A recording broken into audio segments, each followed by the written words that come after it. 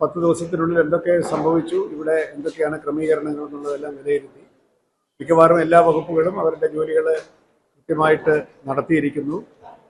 എന്തെങ്കിലുമൊക്കെ ഇനി ചെയ്യാൻ ബാക്കിയുണ്ടെങ്കിൽ അതെല്ലാം ചെയ്യാമെന്ന് തീരുമാനിച്ചു. പ്രധാനമായിട്ട് എരുമേലിയുടെ പ്രശ്നം കാനനപാത വഴി സന്നിധാനത്തേക്ക് വരുന്ന ആളുകൾ, അയ്യപ്പന്മാർ പരമ്പരാഗതമായ പാതയിൽ നിന്ന് വ്യതിചലിച്ച് വേറെ പാതകളിലൂടെ വന്ന് കയറുന്നു. ഇവിടെ അവരുടെ എണ്ണത്തിൽ നമുക്ക് നിയന്ത്രണങ്ങളിൽ കുറച്ചും കൂടെ ഒരു നിയന്ത്രണം ഉണ്ടാവണം എന്നുള്ള കാര്യം DDG പറഞ്ഞ അദ്ദേഹം തന്നെ വിശദീകരിക്കും.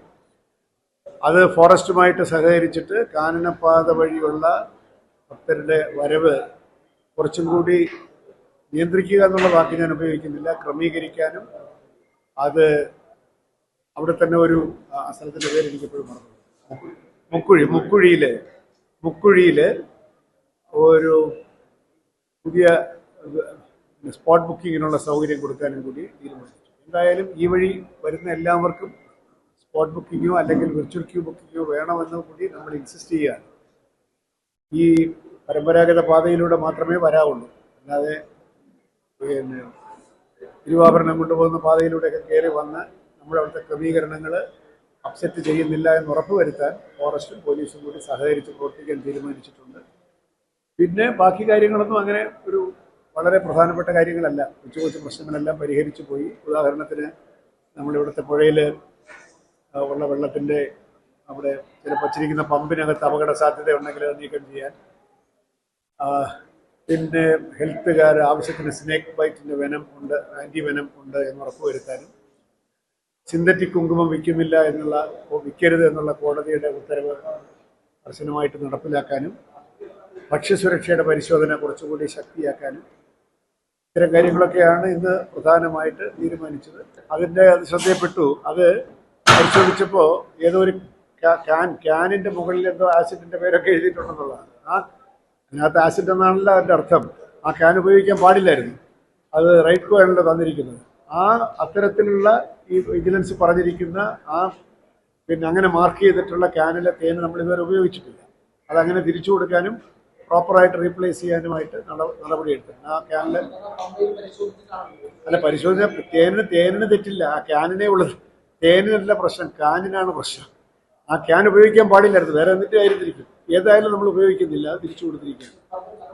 ഫർദർ റീപ്ലേസ് ചെയ്യാൻ പറഞ്ഞിരിക്കുകയാണ്. ഇനിക്കുള്ള ക്യാനിൽ വരാൻ പാടില്ല. പ്രോപ്പറായിട്ടുള്ള പരിശോധനയിൽ വീഴ്ചയില്ല. തേൻ തന്നെയാണ്.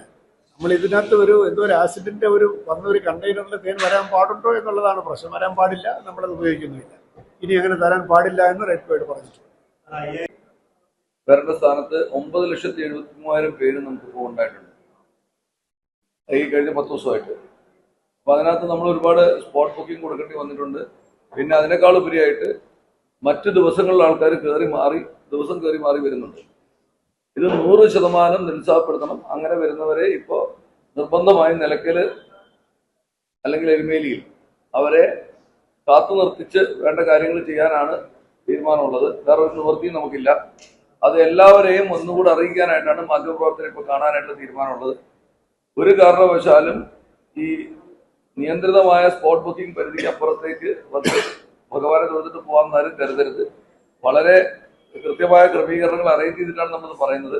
അപ്പൊ ആ ക്രമീകരണം ഇല്ലാതെ ആൾക്കാർ വരികയും അവർ വന്ന് അവിടെ ഒരു ഇഷ്യൂ ഉണ്ടാവുന്ന രീതിയിൽ വന്നു കഴിഞ്ഞാൽ നമുക്ക് അവരെ മടക്കി വിടുകയല്ലാതെ വേറെ നിർവാഹം ഇല്ല എന്നുള്ളത് നമ്മളെ അറിയിക്കുകയാണ്. അതെല്ലാവരോടും കൃത്യമായി പറയണം. ദിവസം മാറി ഒരു കാരണവശാലും വരാൻ പാടില്ല, അത് എന്റർടൈൻ ചെയ്യില്ല. ഏതെങ്കിലും ഒരു ദിവസം ബുക്കിംഗ് എടുക്കുകയും ഏതെങ്കിലും ഇഷ്ടമുള്ള ഒരു ദിവസം കയറി വരികയും ചെയ്യുന്ന ഒരു പ്രവണത കണ്ടുവരുന്നുണ്ട്. അത് വളരെ അനാശാസ്യകരമാണ്. അത് നമുക്ക് പ്രോത്സാഹിപ്പിക്കാൻ പറ്റില്ല. നമ്മൾ ഇപ്പോൾ കുറച്ച് ദിവസം നിവൃത്തിയില്ലാതെ 1-2 പേർക്ക് അങ്ങനെ കൊടുത്തിട്ടുണ്ട്. പക്ഷെ അത് വളരെ കർശനമായി തടയാനായിട്ട് ഹൈക്കോടതി നിർദ്ദേശം വന്നിരിക്കുകയാണ്. അതനുസരിച്ച് തടയേണ്ടി വരും. അപ്പം അങ്ങനെ ഈ കറക്റ്റ് ദിവസം എടുക്കുന്ന കൂപ്പണോട് കൂടി തന്നെ വരിക, അല്ലെങ്കിൽ അത് ക്യാൻസൽ ചെയ്തവർക്ക് വേറെ ദിവസത്തിന് വീണ്ടും വരാവുന്നതാണ്.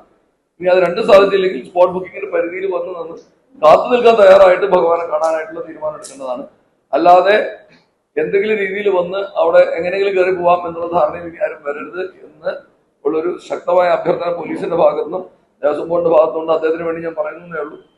കോടതി കർശനമായിട്ട് ഈ നിർദ്ദേശം മുമ്പോട്ട് വെച്ചിട്ടുണ്ട്. അത് പൂർണ്ണമായിട്ട് അനുസരിക്കാതെ ഞങ്ങൾക്ക് മുമ്പോട്ട് പോകാൻ നിർവാഹവുമില്ല. അതുകൊണ്ട് കൃത്യമായി ഈ കാര്യങ്ങൾ എല്ലാവരും പാലിക്കണം. പ്രത്യേകിച്ച് മറ്റ് സംസ്ഥാനങ്ങളിലുള്ള എല്ലാ മാധ്യമപ്രവർത്തകരെയും നിങ്ങൾ അറിയിക്കണം. അവിടെ ഇത് കൃത്യമായിട്ട് ഈ സന്ദേശം പോകണം. ഈ നമ്മള് ഈ കൂടെ വരുന്ന ചിലർക്ക് മാത്രം കൊടുക്കാനാണ് ഈ സ്പോട്ട് ബുക്കിംഗ്. ആർക്കെങ്കിലും ഒരു 10 പേർക്ക് കിട്ടി, 2 പേർക്ക് അതിന് കൂടുതലുള്ളവർക്ക് കിട്ടിയില്ലെങ്കിൽ അതാണ് നമ്മൾ ഈ സ്പോട്ട് ബുക്കിംഗ് കൊണ്ട് ഉദ്ദേശിച്ചിരിക്കുന്നത്.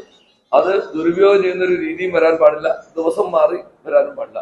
ഇത് ശക്തമായി എല്ലാവരെയും അറിയിക്കാൻ വേണ്ടിയിട്ടാണ് ഇത് വിളിച്ചു കൂട്ടിയിട്ടുള്ളത്. അപ്പൊ ഇനി ഉള്ള ദിവസങ്ങളിൽ വളരെ ശക്തമായി തന്നെ പോലീസ് അതിൽ നടപടി എടുക്കേണ്ടി വരും.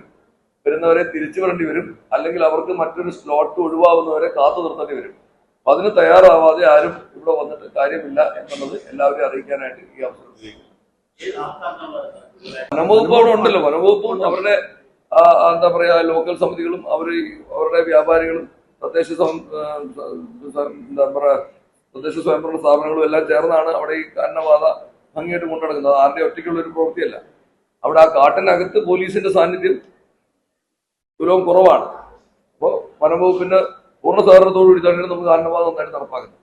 പക്ഷെ അത് ഇന്നത്തെ യോഗത്തിൽ നമ്മൾ കൃത്യമായി പറയുകയുണ്ടായി. കാനനപാത വഴി വരുന്നവർ പൂർണ്ണമായും കാനനപാത വഴി തന്നെ സഞ്ചരിച്ച് വരികയും പമ്പയിൽ ഗണപതിയെ തൊഴുതിട്ട് തന്നെ സന്നിധാനത്തേക്ക് പോവുകയും ചെയ്യണം എന്നുള്ളത് നിഷ്കർഷിക്കാൻ പറഞ്ഞിട്ടുണ്ട്.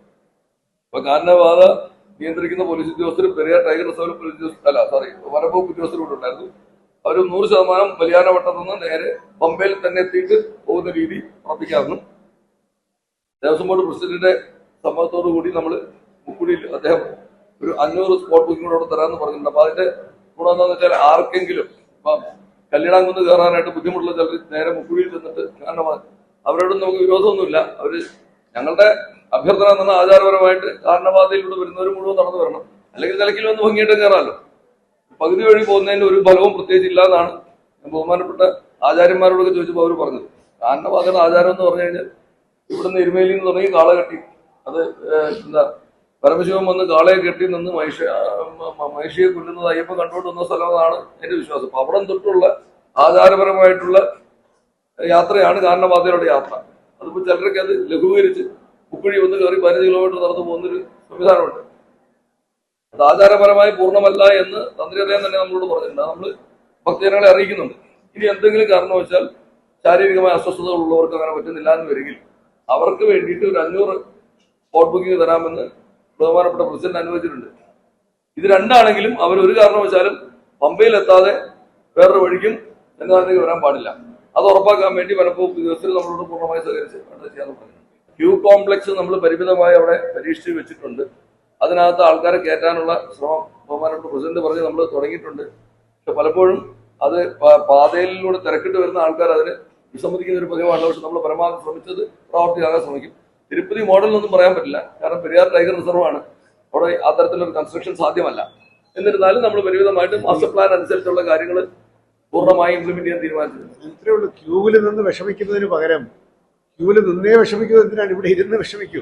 നിങ്ങൾ ഇവിടെ ഇരുന്ന് വിശ്രമിച്ചിട്ട് പോകും. കാരണം അവരുടെ പേടി എന്താണെന്ന് വെച്ചാൽ ഇതിനകത്ത് നമ്മുടെ പ്രയോറിറ്റി പോകുമെന്നൊക്കെ. അത് നമ്മൾ കുറച്ചുകൂടെ കമ്മ്യൂണിക്കേഷൻസ് നന്നാക്കിയിട്ടുണ്ടെങ്കിൽ അവരവിടെ ഇരിക്കും. നിങ്ങൾ ഇരിക്കും, നിങ്ങളുടെ പ്രയോറിറ്റി പോകില്ല. നമുക്ക് കുറച്ചുകൂടെ കമ്മ്യൂണിക്കേഷൻ ആശയവിനിമയം കുറച്ചുകൂടെ നന്നായി. പക്ഷെ അത് ഉപയോഗപ്പെടുത്തണം. കാരണം ആളുകളുടെ ഒരു ഫെറ്റീഗ് മാറ്റാൻ വളരെ അത് ഗുണം ചെയ്യും. മറ്റത് കുട്ടികളൊക്കെ ഒരുപാട് പേര് നിൽക്കുന്നതിന് പകരം അവരവിടെ ഇരിക്കുന്നു, വിശ്രമിക്കുന്നു, കിടക്കുന്നു, പിന്നെ ടോയ്ലറ്റ് ഉണ്ട്, വെള്ളം കുടിക്കാം. അങ്ങനെയാണ് അത് പതുക്കെ പതുക്കെ ഉപയോഗക്ഷമമാക്കണം.